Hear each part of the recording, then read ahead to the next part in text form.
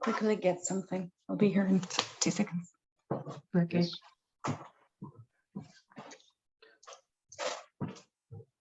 Tools in case I sneeze.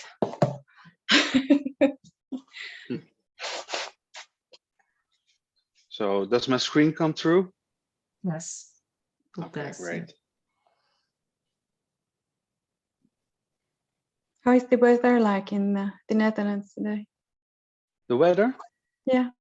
Yeah, it's really great. They expected to have some rain on this day, but sun is shining bright and blue sky. So, well, there's always this surprise as it comes down to the Dutch weather, but today it looks so good. Yeah.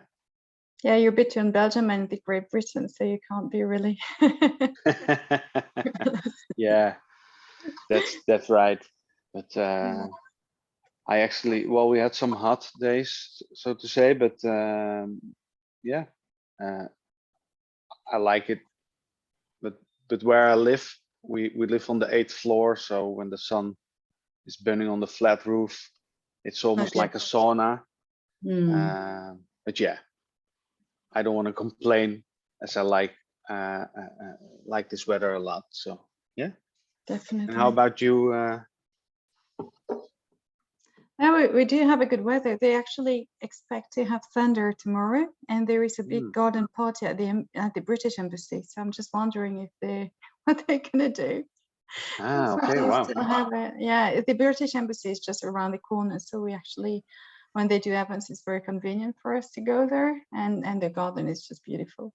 But they do it once a year. So what we're gonna say, because we do see a lot of events taking place right now. It feels like everything we couldn't do through COVID is happening now, especially with the good weather. We had an event last night. We have one again so tonight, tomorrow. So it's getting busier again, which is nice, but we'll see how long it lasts. Yeah, I can imagine. Mm. Yeah, it's interesting times. We see an increase coming up and some regulations in different countries as it comes down to traveling. So yeah. Yeah, hopefully they're not going to prevent us from traveling again. That was a nightmare. Yeah. Well, the thing is, in the Netherlands, I'm not sure how it goes in your country. We have also some difficulties. Well, we're speaking today about talent scarcity.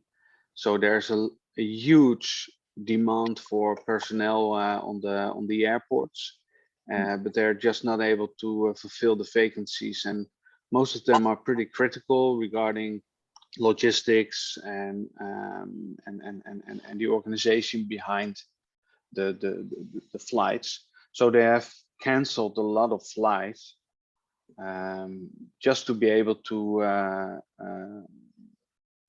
ensure that people coming to the airport are able to travel. So yeah, you see it's in every part of the industries that people are looking for, or that companies are looking for people, and yeah, it's really difficult. Yeah. Not that specific one is tough to recruit for, because those people have to be available 7 days a week, 24 hours a day, and no one lives next to the airport, so yeah, they always need to take some transportation. And when you see the price of fuel, I think some people will just stop their job just because they can't afford to go to work again. So they need to have good remuneration, so that it's worth it. I mean, that's what I heard from that industry, and I can definitely believe, and especially with today's population, that it's even more difficult than before. Absolutely. Doesn't make it easier to travel anyway. In Germany, they've tried to put those trains, I don't know if you've seen it, that only cost €9 for a month ticket. So you cannot take the speed trains, but the other ones you can go all around the country for €9 for 1 full month. Okay. Oh, Just to try, yeah, it's really cheap, and it's to prevent people from taking the flights, just because also they have that emission. Yeah, I can imagine. And the train infrastructure in Germany is pretty okay, if I'm understanding that correctly. So well, it's quite interesting. You would say, okay, let's shift towards the train situation, but we also had some moments where trains didn't drive because there were no people to drive them. Or because there are some works, you know, people from France want to have a train to Luxembourg during the summer for 6 weeks, and we don't have the right to work from home. So good luck. That's the message given to everyone. Just find a way around, but it's going to be chaotic. I just hope a lot will be on holidays during that period. Yeah, really Also, challenging, huh? very flexible. That's what we learned from now. Yeah.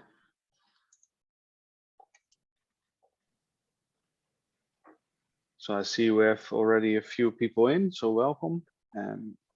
As you see, we will start within a few minutes. And I assume there will be a lot more attendees.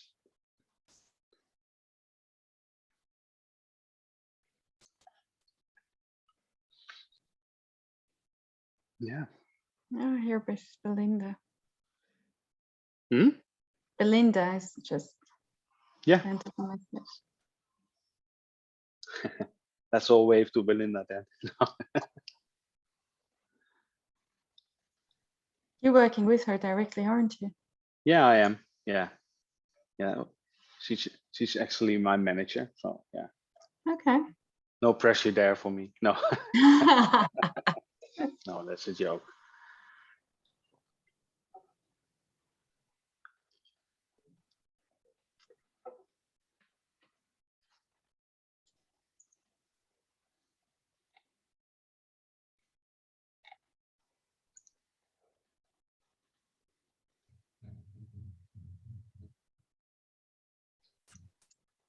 All purple.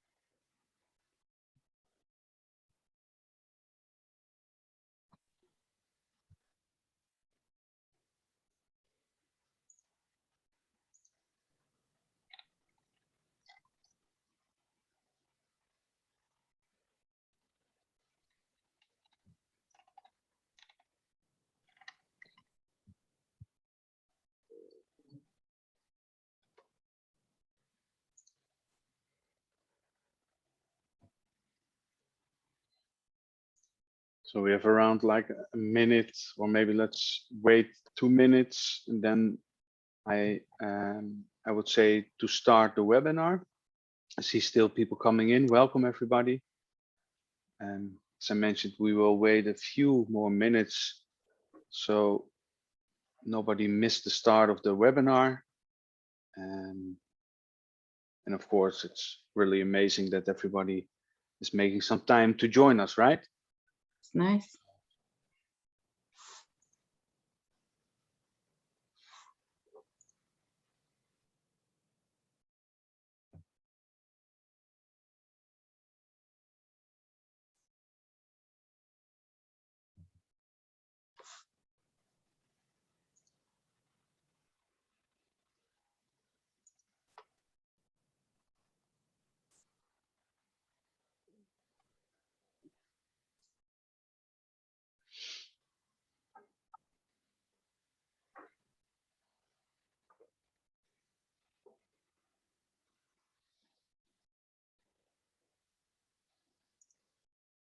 Okay, so 1 more minute and then we're going to start.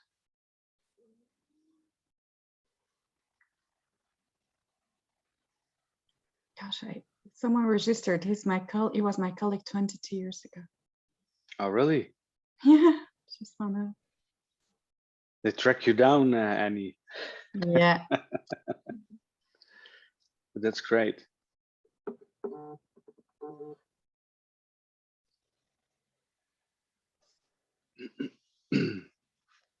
So people are still joining. So we are on over 40 participants, which is great.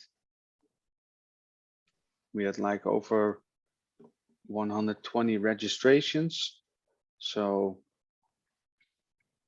could be that people will join a little bit later, but we have a tight schedule, right? So I assume to start the webinar. Is that okay, Stephanie, Annie? Yep. Okay, great. So for today, welcome everybody in the webinar about the great talent scarcity, where we're going to speak today with two great colleagues of mine who are also an expert in their field. They will explain a little bit more. First of all, we really want to thank you for joining this webinar, to spend some time with us today. And we saw that, well, most of you are from the Benelux, but we also saw registrations from different countries, which is great. So I hope you will enjoy today's session as an inspiration, so to say, and also to give you a little takeaway on building a culture where talent feels attracted and where you can retain your talent within the organization. So a few ground rules, so to say. So the chat is open and you can drop in any question you like. There will be a part to ask questions at the end of this webinar. And so we will take some time to answer those questions at the end. On the other hand, well, you can ask questions during the session as well, and we will monitor if they are aligned to the topic we're discussing at that moment. And otherwise, we will shift it towards the end as well. So I can imagine that you are really curious who is with us today. So my name is Stefan. I work as a talent development practice lead in the Netherlands. But today is not about me, but more about my guests. So welcome, Stephanie. Welcome, Annie. I will briefly introduce, but please add something towards that. So Stephanie is an experienced consultant who has over 25 years of experience in the field of coaching and career consulting as a trainer, coach, facilitator. And I'm really happy that she's here today to share her insights about career mobility and to retain talent. Stephanie, can you please introduce yourself as well? Good morning, everyone. Welcome. So I am a trainer coach, a freelance trainer coach, and I do train and coach employees, managers, organizations to empower their talent. And I would say that my favorite topics are leadership, personal development, and career. So this is what we're going to talk about today. So I'm happy to be here this morning. Thanks so much.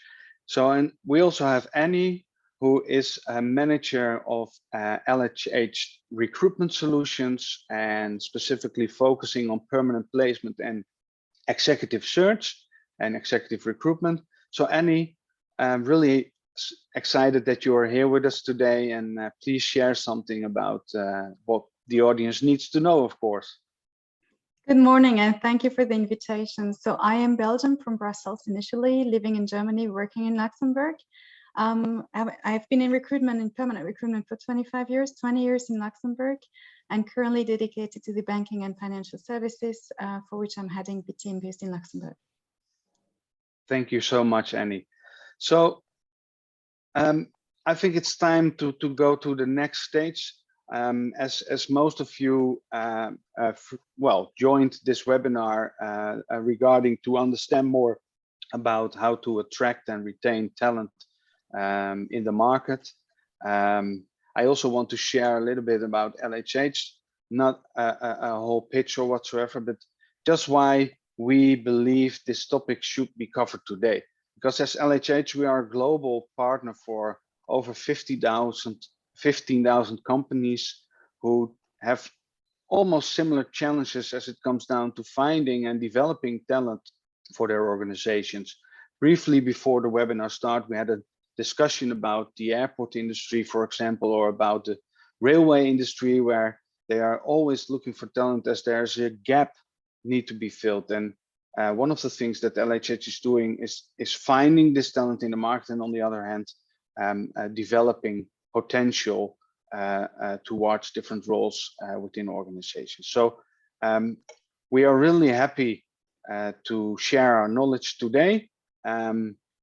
Again, not about a sales pitch of LHH, but more about what we believe the landscape of talent does look like today.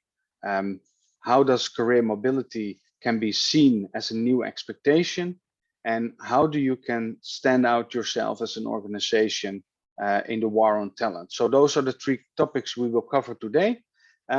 So before we start, I would like you to just drop in a response in the chat. So if you would describe with one word that you believe that the market today looks like in the Benelux, but we know a few of you are also outside countries. Just drop in one word that you believe that the current, well, the today's talent market looks like in your country, so to say. And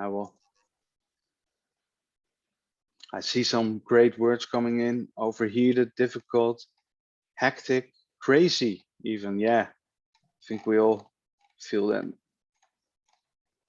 Volatile, very challenging. Those are two words, but it's a good ad.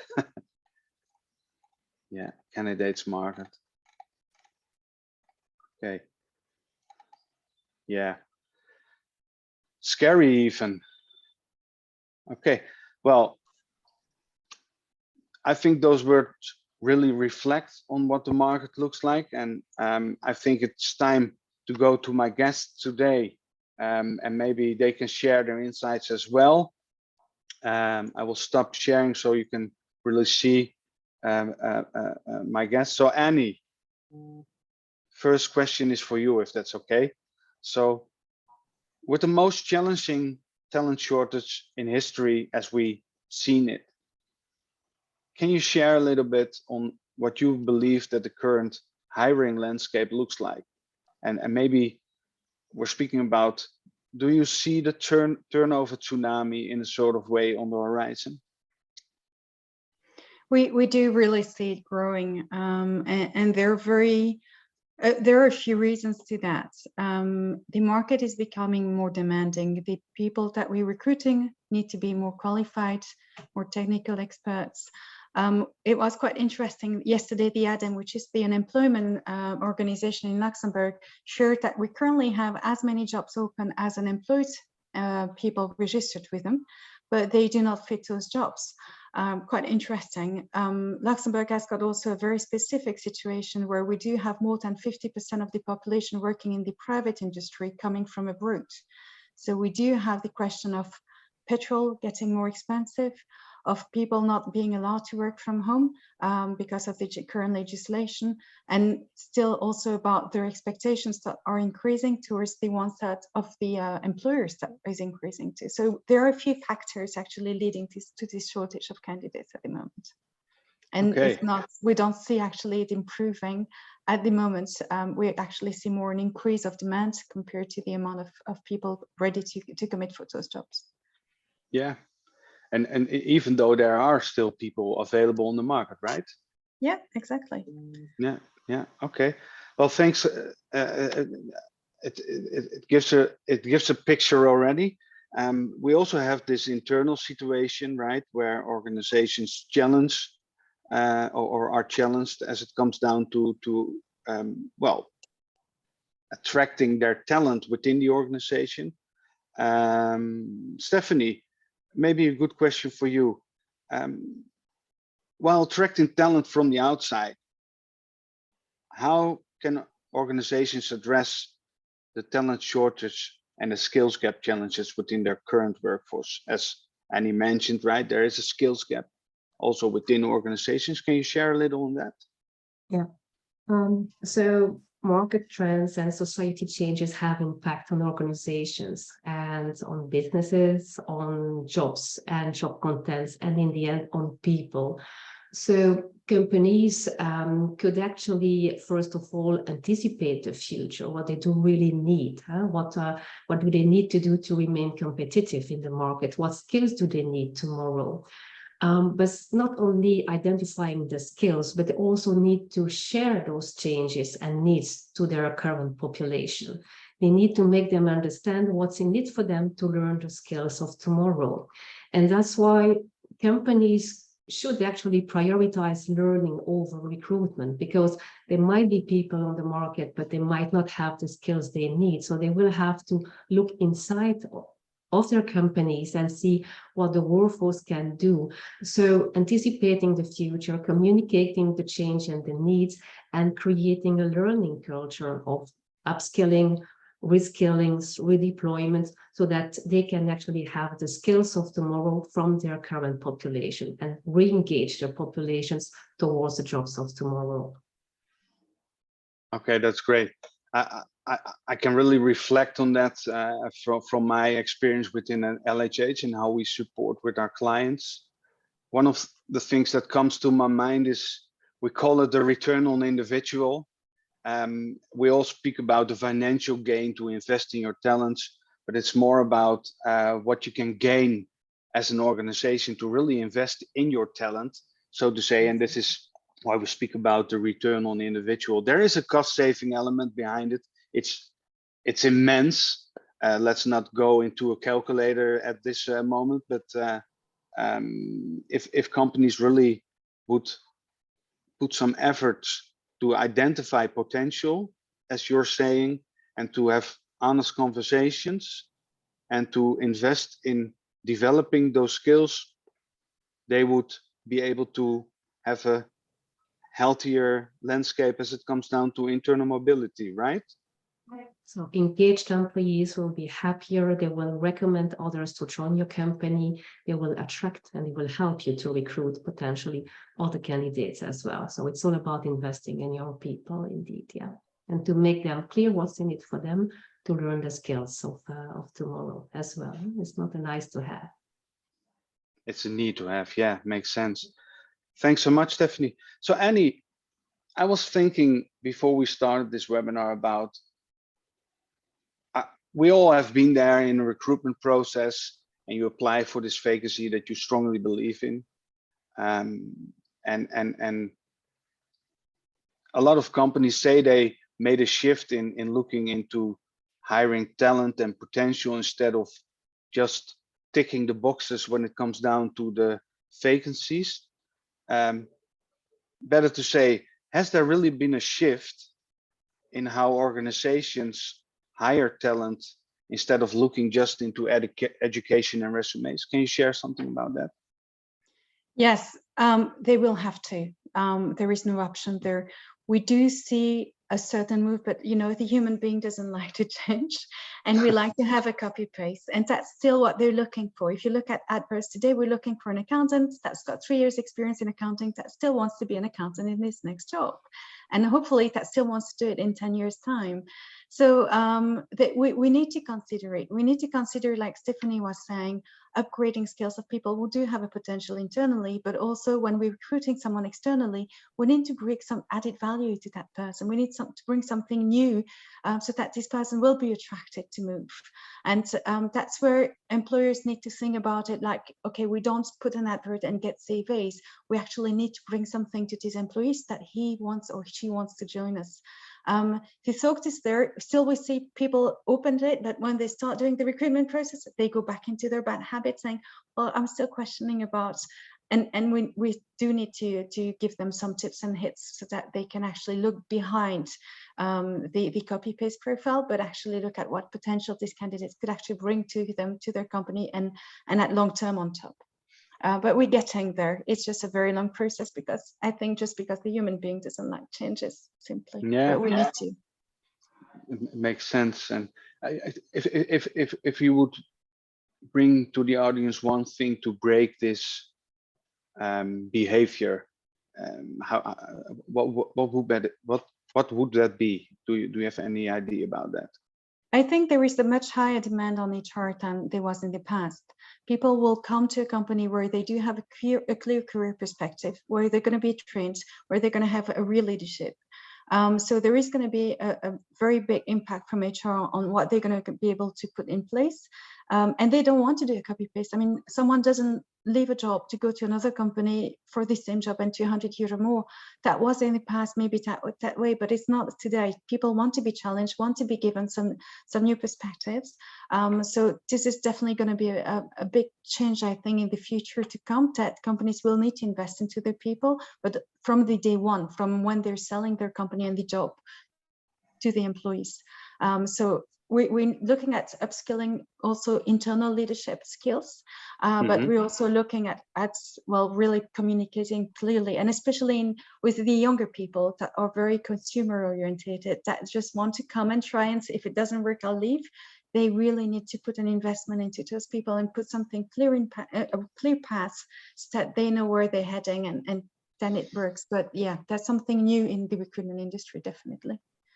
Well, that's an interesting one, and I think that also is a sort of bridge to the next block that we're going to discuss a little about career expectations, and the career mobility, where Stephanie also mentioned about the internal mobility. We see that a lot of companies want to attract the talent internally and externally, but sometimes it's unclear what the expectations are, right? And before we jump into the other sessions, I think it would be nice to have, I will share my screen again, and please let me know if it is visible.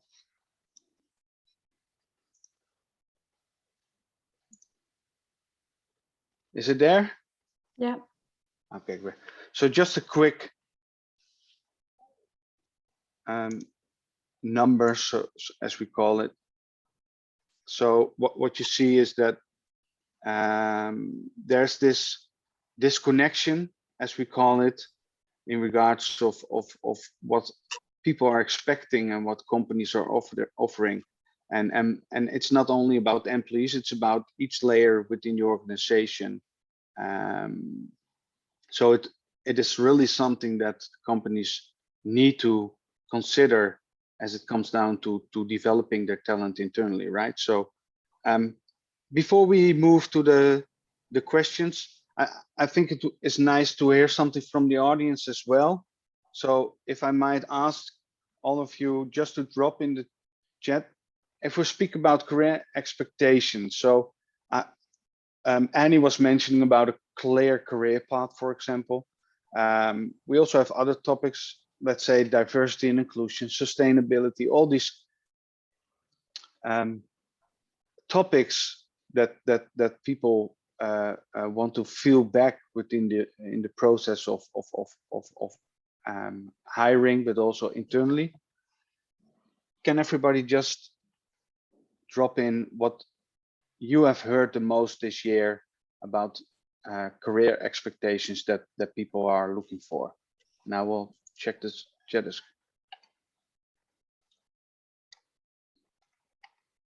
Okay, I see something coming up. Remote work, flexibility,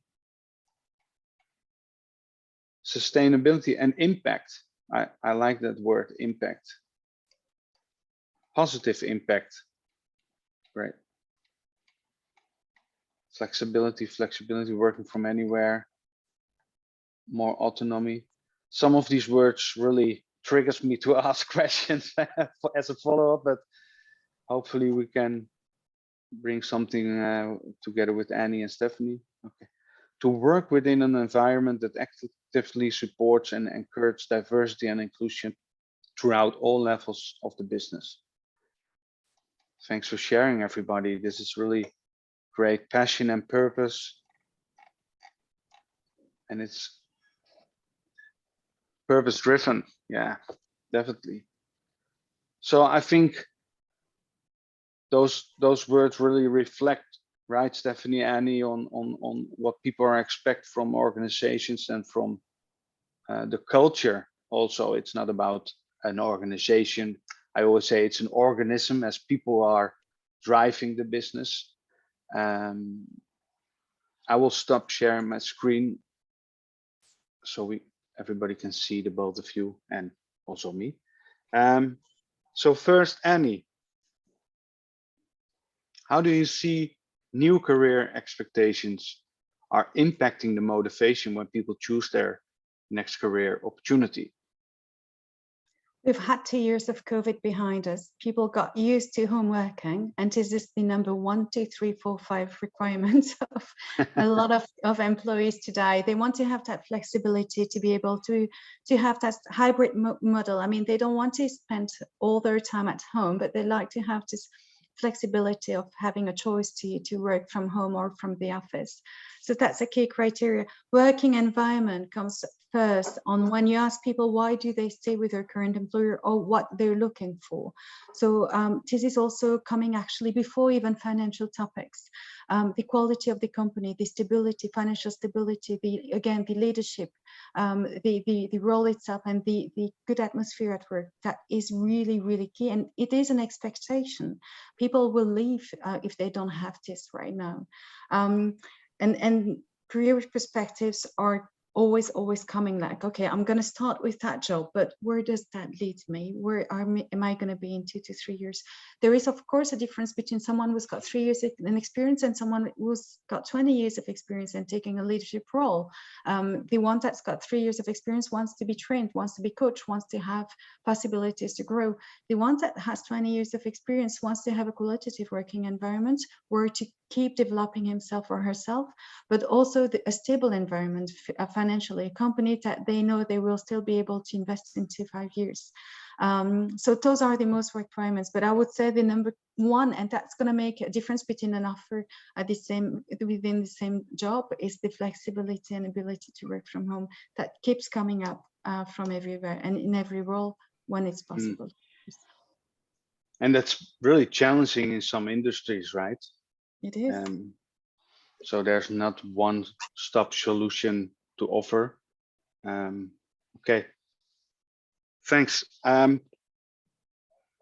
Stephanie, I was wondering, how do you see organizations today are responding to the support called by employees on career mobility? Already see the gains of investing in their people. As we said, if you do engage or re-engage your population, well, they will stay and they will attract, they will recommend other people as well. But they listen to their employees, they listen to their people, they know what drives them, they know what motivates them. They know what's in it for them to work for their organization, and they do not only listen to their current population in place, but also to the leavers. Why do they leave? Why do our people leave us? And they take the learnings from that. They also listen to the new hires. Why they choose them? And so what made them decide to choose for their company? So they listen to the people, they understand what drives them, what motivates them. And they also talk about careers, and I mean sustainable careers. So in the company, they can speak freely about job rotations, career options, learning, development, promotions, and they can, and I would even say that they dare to speak about career and talk about careers without fears. And that's a topic which is on the agenda, where everyone is talking about careers and sustainable careers, whatever drives me and motivates me to stay within the company. Okay, thanks. And yeah, it makes sense. And on the other hand, I was wondering, because a lot of companies provide all these resources available, like these learning platforms, the academies, almost like a landscape where people can gain control of their own career, right? To develop, to make this skills development. And yet we know that a lot of companies struggle with people picking up those resources So can you share some insights on what companies needs to do more to well, to talk about sustainable careers, you need some maturity in the organization. You need a mature HR, not only HR providing tools and guidance and support, but to be a real strategic partner of the business. It's not a nice to have, but a real strategic partner. You need a mature management. Managers know they have to play a role as a people manager, but they do not always know how to act as a people manager. And employees also need to know that they are in the driving seat of their own development. But what does that mean exactly? They don't know exactly what is expected from them. So you need to create and to increase that maturity of the 3 career enablers, management, organization, and employees. But I see as well some common pitfalls. So beautiful programs, learning platforms, as you say, learning academies and everything, and it still fail. Why? No sponsorship or poor sponsorship from the business, for example, or what is being offered is not matching the strategic needs, or the career conversations are still nice to have and not a must. Or it could be that the offering is a one-size-fits-all, and all our learnings, we do have have different learning styles. So we should tailor the offering that we give to the employees. So there are different actually common pitfalls that we know, and companies certainly need to give the full commitment or the full ownership of development to their employees, the what and the how. If we force them to learn the what and the how they want to learn, you will have the reverse impact. So you really have to make them clear what's in it for them to take their ownership in their development. Let them decide what they want to learn and how they can learn. They have to have the responsibility of their development. And these are indeed common pitfalls within some companies indeed.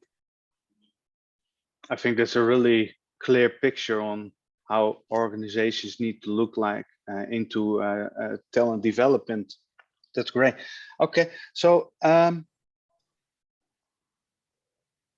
was also wondering, Annie, about the hiring process, so to say, candidates being more active than ever, right? It's a candidate market. You saw it in the chat as well. People see that they have the control. There are more vacancies than talent available.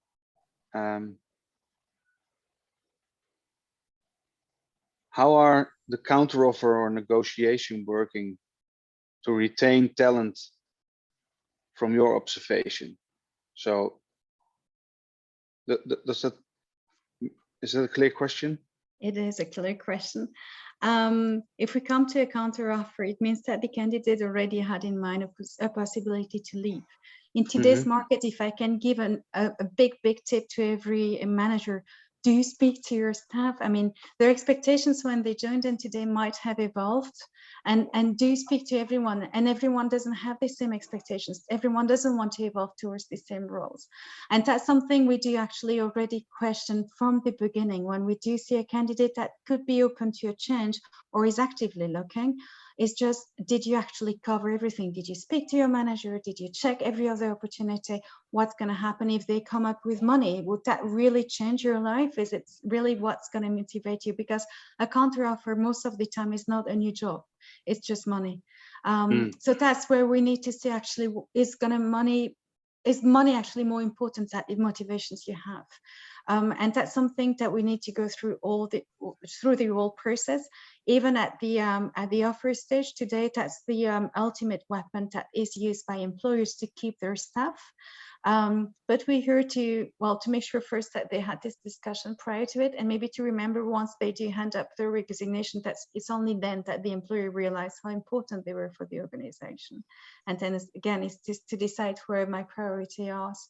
But it's a key element today. We do see much more counter-offers that we have in the past years. So every new employer, past employer, current employer needs to take that into consideration.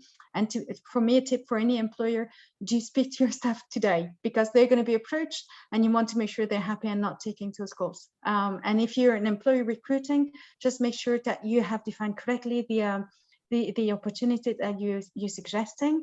That way, when the person comes, they're going to have what you told them they're going to have, and they're going to be happy and stay for a long time. I really understand that, and if it's okay, I have a follow-up question. Sure.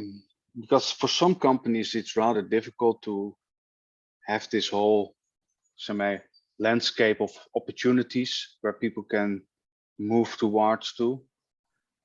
How does those companies need to deal with the fact? I really understand having an honest conversation before people even consider moving out of the company. But it's not only about it's not about the only ways up, right? Or exactly, that's the thing. And everybody doesn't want to go up the ladder. You know, some people really enjoy, like in audit, some people love audit, and then at some stage they need to become manager and do a commercial job where they love doing their audit job. So that's why it's actually very important to have this communication with candidates, and that's what we do as a recruiter. The first questions we ask is, what do you enjoy and why is it that you're leaving? If an employer was asking that question every year, why would you be leaving? They would know exactly the expectations. It could be training, as Stephanie was saying. It could be that the training is not appropriate, but it's sometimes soft skills. It could be hard skills. It could be more flexibility. It could be I want to coach some more people. I'm interested in that area. We had that internally. Someone was interested in data. Why not? But at least we need to listen to it and to see if there is a solution before taking the risk to have this person leaving. And as an employer, because when they come to us, it's to do a change. And when we change jobs, and that's something as a new employer you need to take into consideration, they don't want to do exactly the same. They want to have a part of new challenges, and that's something that those new employers need to bring. And not just a new environment and a new salary. That's not just all. Yeah. So money doesn't fix everything. No. And especially today, I mean, we do have offers that are being refused at a higher salary just because the other elements are not there. So it's a global package that we need to look at. It's a global offer.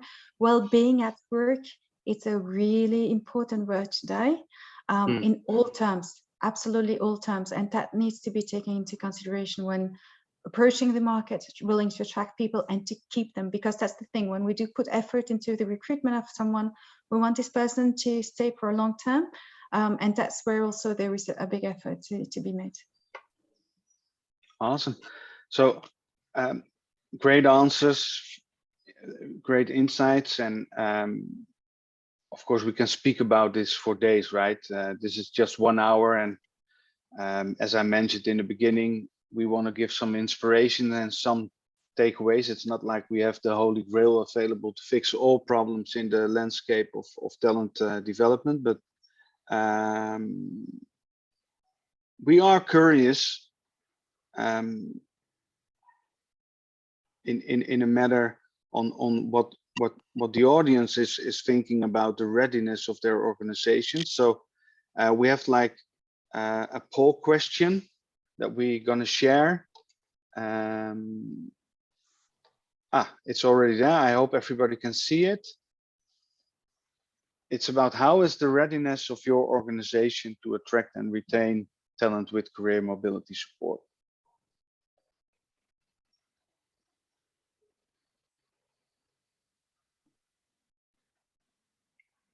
Okay, great. So the answers are dropping in. I really like this real-time poll. You see that.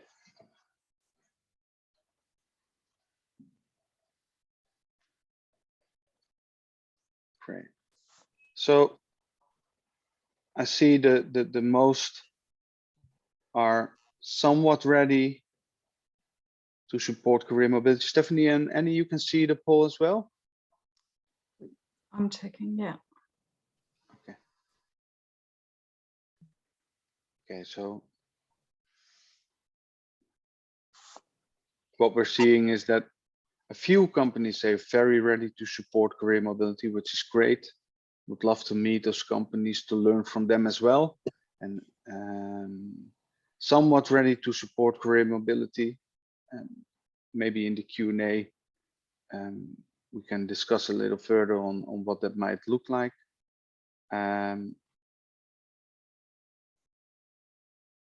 So great, thanks. So this is insightful, and brings us also to the third block, so to say, is what can organizations do to stand out as it comes down to talent. And I will share the results. I'm not sure if it's visible, but I'll stop sharing. Sometimes I need to experience this technique. I'm working with Teams mostly, so I will.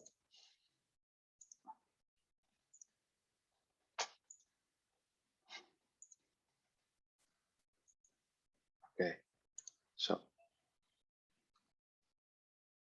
sorry, I'm struggling a little bit. I will stop share. Sorry, that was my mistake. So we're going to discuss a little on what companies can do to really stand out in the war on talent, in a way from the internal point of view, but also from the talent acquisition point of view. And Annie, we just stop with you, and we're going to start with you as well, if that's okay. Yeah, sure. I really like this question. It's about the five-legged sheep, as we say it in Dutch. Companies are often really keen to find the so-called perfect match. Given the realities in the current landscape, how do you think career support can help employers to attract candidates instead of only looking for the perfect match? Looking the way around, looking at why would a candidate come to my company, rather than looking at what do I need. They need to see a match. And the thing is, before companies were just putting adverts and waiting for people to react. We are in different world. It's candidate-driven market, so we need actually to attract those people. So the companies need to make sure that they're sexy, that they're attractive. What will make their difference is, of course, all the benefits that you will have next to the salary. Salary still remains important. We're in the inflation time. People might change because they do need a salary increase to be able to keep coming to work. But generally speaking, they're going to be looking at everything you offer. We spoke about flexibility. That's really key today. It's also kind of a trust and a different relationship you're going to have with your employee, that you trust this person, that they're going to do their work, and not that they're going to be in the office from 8 to 5. Content, sense, that's something that was mentioned. I want to bring an added value to my company. I want to make use of my education. I want to be able to speak out and bring something to my colleagues, to my environment, to myself.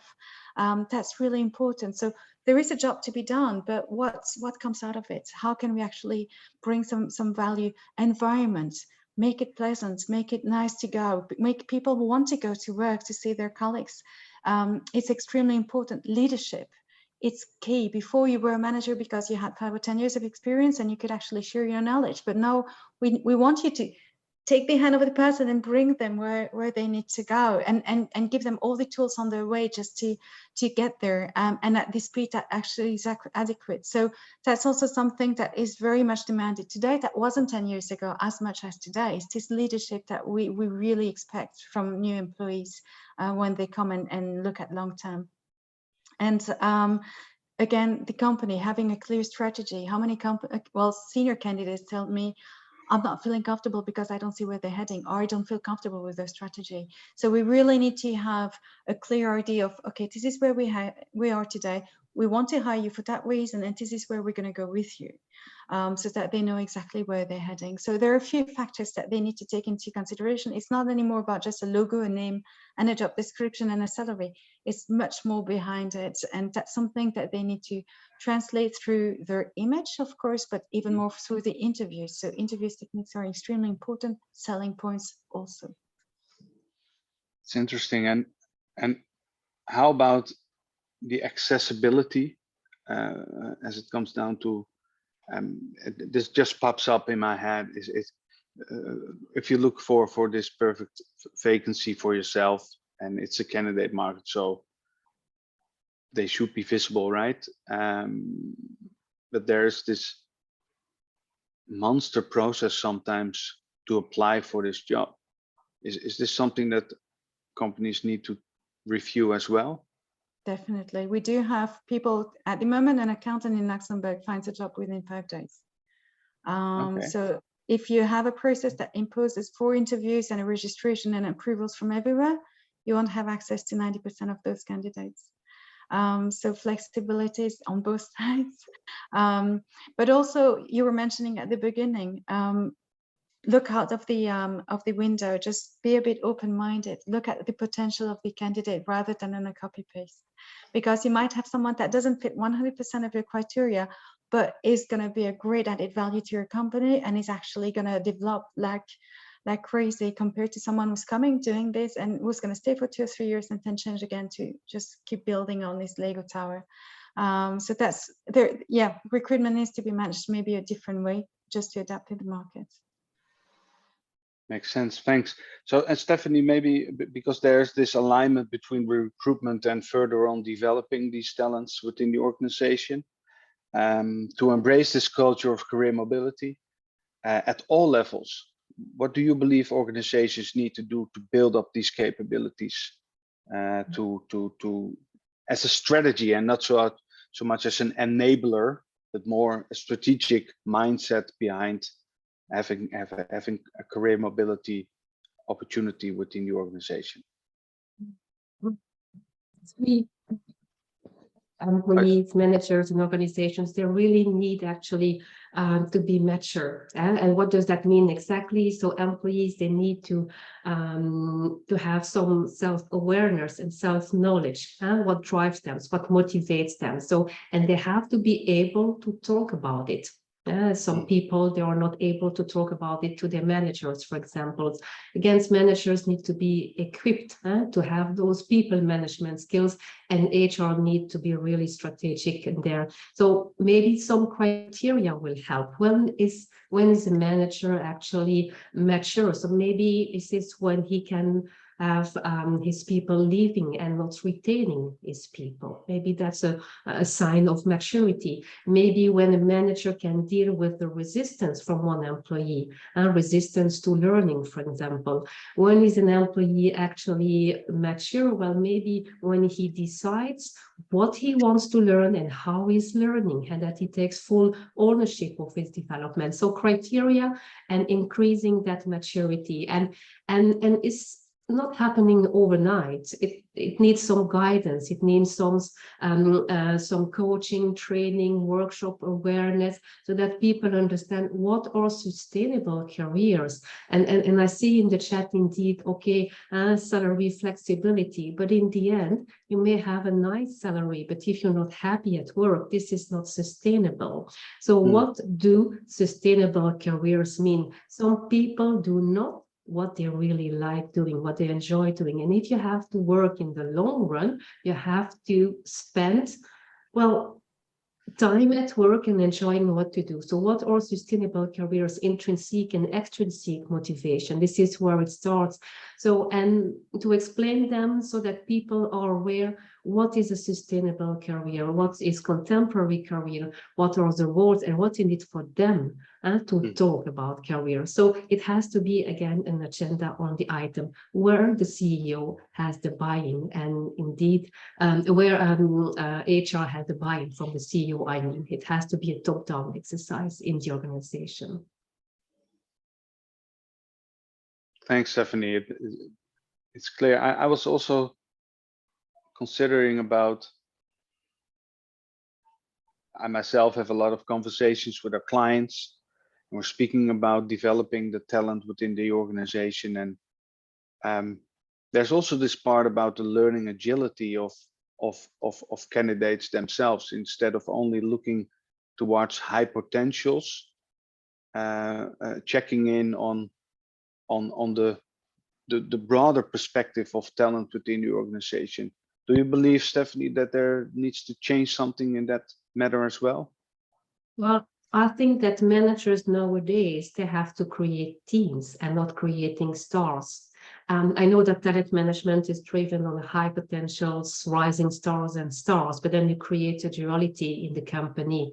And I think that every employee has to be taken care of their own development. And maybe some, okay, will engage and re-engage, and maybe others will not, but that's part of the game. So managers really need to create teams and no longer only focusing on rising the stars and that they need for the future, but taking the whole consideration, the whole population into consideration. Okay, thanks. So I'm also the gatekeeper. We see some questions coming in. We're gonna touch base on them a little bit later. We have a poll now. We spoke about the financial part of well, attracting and retaining talent, and we want to hear your insights on, do you believe that offering a higher salary package will help attract talent in the long term?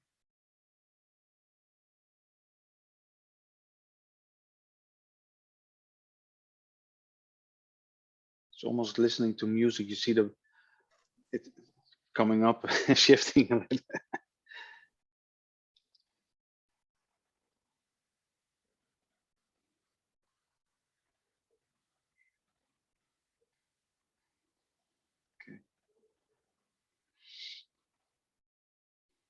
So like 39% believes this is not the case on the long term. 37% believes it could be, and 24% believes it definitely helps to attract talent also on the long term. So thanks a lot, guys, for sharing your answers.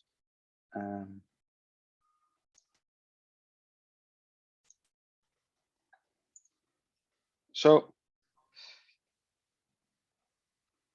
we saw the different opinions about money, and Annie, with different career expectations, how do you advise employers to strike the balance in attracting talent, but not to break the bank? The expectations will depend on the seniority of the profile that we're addressing ourselves to. If you're looking to a young person coming to the market, they've got high expectations. After when they come to management or executive role, they're more going to be looking at the content of the offer. Financial will be important, but not as important. And they might even reduce their expectations for the perfect opportunity, which you will much more or less see with more junior profiles. It's all a package. It's about perspectives. It's about everything they're bringing. They still need to make the market requirements. I mean, we do see, especially again among the young population, people that will take an opportunity over another one because of the salary. If it's just a very high salary, but they're working every evening very late and every night, they might actually not take it. So again, this first criteria of well-being at work and perspectives will be taken into consideration. That's where, if they would want not to break the bank, as you said, they need to really sell this package, this global offer that they're actually bringing, everything that they're going to be teaching, bringing to the employee, but also on the CV, everything, that all these soft skills. And there is not just hard skills and titles, there are also soft skills that they're going to be able to develop. If it's if they don't have any of those benefits on top, they will need to pay. There won't be any other option. Yeah. Makes sense. Thanks, Annie. Stephanie, you already mentioned about the maturity of internal mobility and the way that managers need to build teams instead of only focusing on this one person as a talent. If we take this to the next level on a more strategic, well, in a more strategic way, and I know that a lot of HR professionals are sometimes struggling to engage leadership in a way that they feel supported to build this culture of talent development, internal mobility, attracting the internal talent, right? what would be your advice to get the buy-in of the leadership, and what can the HR professionals do to really gain and engage these leaderships teams to support them in building this culture of well, career mobility? Well, I think that mature organization, they have secured the buy-in of the CEO. And if that is not present, if the buy-in from top management is not there, then all initiatives, maybe with a good intention, well, most probably it will not deliver the results. So you really need actually to ensure that the leadership is with you and is actually promoting, between brackets, the reskilling, the upskilling, the needs for the new skills of tomorrow. So you really need to have that sponsorship. Managers or top managements need to understand and see the gains of the internal mobility. They need to understand actually what are the gains and the pains. And if they don't move today, if they don't change today, what will be the consequences tomorrow? The competition may go ahead and be attractive and remain competitive, but management needs to understand they need to act today if they want to remain competitive tomorrow. If they want to be attractive, if they want to keep their talents, they really need to act today. And if the top manager doesn't want to see those pains, well, maybe there is a problem with the management in place. Because indeed, if you look at the facts, we know that we will have a problem with people leaving companies, not trusting the managers and everything. And it will no longer be the case, what's in it for you to hire you? There will be what's in it for me to join your company. So things change, and having actually, I would say, career conversations. What I would do if I was in a role in HR, I would try to convince actually top management to have not only performance objectives on the agenda, not only development objectives, but also to have career objectives on the agenda. So those three items should be compulsory on the agenda: performance, development, and career objectives. Open and honest career conversations. And that's what I would go for. Really great. Many thanks. So we're almost done with saying the conversation the three of us are having. To close this, and then we go to the Q&A, so people can ask and drop questions. And I'm really curious. I already saw a very interesting one coming in. Stephanie, Annie, we already spoke about this being an inspiration, so not bringing like, well, I think we touched base on a few critical things that needs to be done, so to say. And one of the things that comes to my mind is having these honest career conversations internally on each level, and the engagement of leadership to build this culture. And from the hiring perspective, to have transparency. That word came to my mind, transparency, as it comes down to what our organization is offering besides a package of money and a nice car and laptop. So if there's anything as a closure of this session, Stephanie, Annie, that you would like to share, or some advice to the audience, what would it be? And Stephanie, as we ended up with you, can I ask you to first start with answering this question? Yeah, well, we've been talking about the internal population. Engaged internal population can stay or will stay if she is re-engaged and will recommend other people. But I would also pay attention to your external population, because external population is increasing as well. Externals, interim managers, temporary workforce, freelancers, they also talk about you. They also can play a role. Secondly, you can't avoid people leaving the company, but what you can do is anticipate their departure. And so contingency plans, succession plans in place, procedures return to ensure business continuity.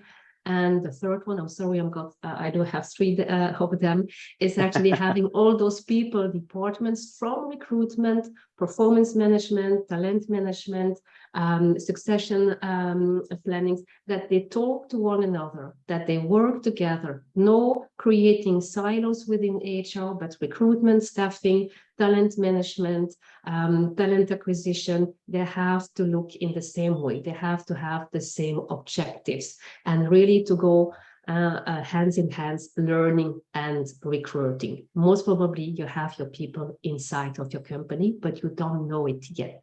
And candidates or employees, they don't even know it yet themselves. So there is some work there. So synergies, creating synergies across those different departments. I really like that advice. It's 3 actually, which is awesome. Thanks for that, Stephanie. Annie? I will use one word: flexibility. Think out of the box. Don't try just to reduce everything to its minimum as well when you do see someone, as when you're recruiting, as when you're drafting a job description. Look really out of the box. We keep saying that tomorrow's jobs don't exist yet. You don't want to have someone who's working like 10 years ago that's going to join your company. You want to look forward. So look at the potential rather than just on very limited criteria. And it's going to make you, allow you to meet amazing people that will actually invest into your company. Then that's what you want. But also be open-minded on, we spoke about flexibility and homework, but also, we're going to have more and more part-time requirements, those kind of things, because again, of these well-being requirements we see.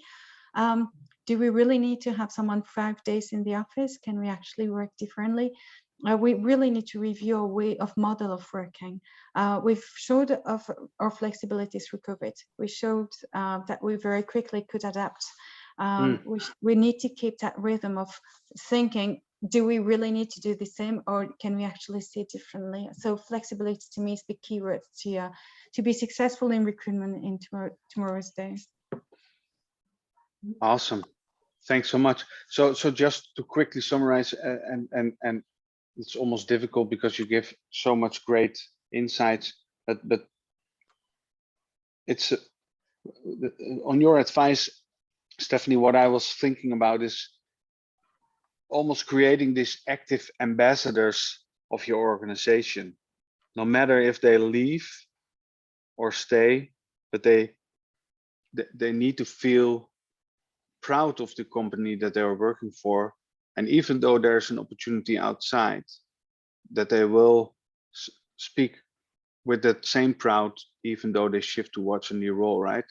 And that also helps to attract talent, and offering the flexibility in different levels, as you say, Annie, creates an environment where people can organize their well-being, where they can have flexibility in almost logistical elements. So yeah, so really thanks. And I'm almost sorry that we are almost out of time.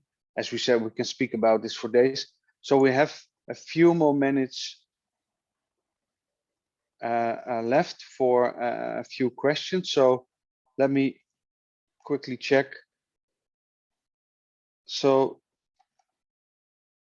I see Erica wrote, there's one: when considering job descriptions and role requirements, what would you recommend to employers in regards to encouraging those members of staff that could be the role well, but are unlikely to apply due to them feeling due to them feeling they don't meet enough of the requirements explained in the job description? So if I understand correctly, how can you close the gap between expectations and realities in job descriptions? This is my understanding as well. When I see that maybe the job description and describe a lot of expectations and employee inside, okay, they feel, okay, I'm not going to be the one because I don't have this or that.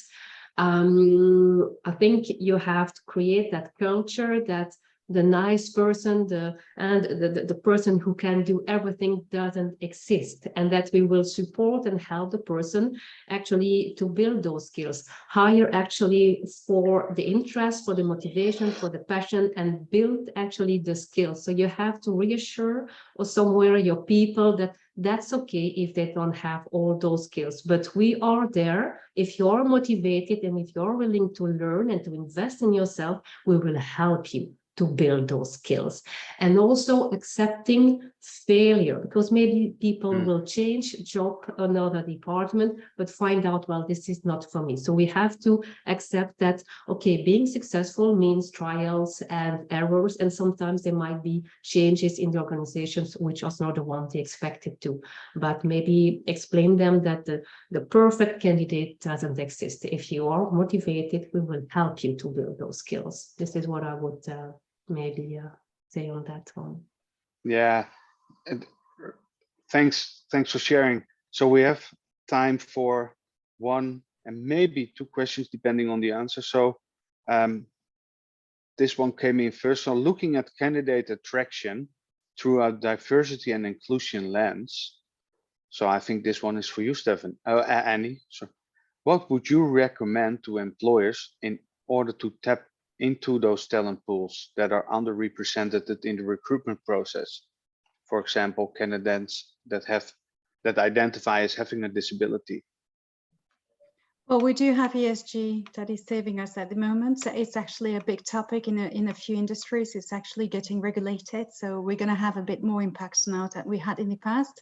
To my eyes, we still need to impose it to employers. And I think there are some laws, at least there are no in Belgium and in Luxembourg, there are laws that when you employ a certain amount of people, you have to have a certain amount of disabled people that have access to those jobs. On diversity of gender, I think we still need to impose it, to have, as an employer, to a recruiter to say, I want to have a diversity of genders in the candidates who represent me, because in some industries, IT, for example, we do have a large majority of men. And if we don't have imposed to have at least one woman among the candidates, we might not have any at all. So that's a way of passing around this common a bit that we have had not to look at it. But also just presenting yourself as an employer that encourages diversity is a very good way to attract those candidates too, because then they know that they're not going to be seen differently than any other person, and that they do have as much access to those opportunities as any employee.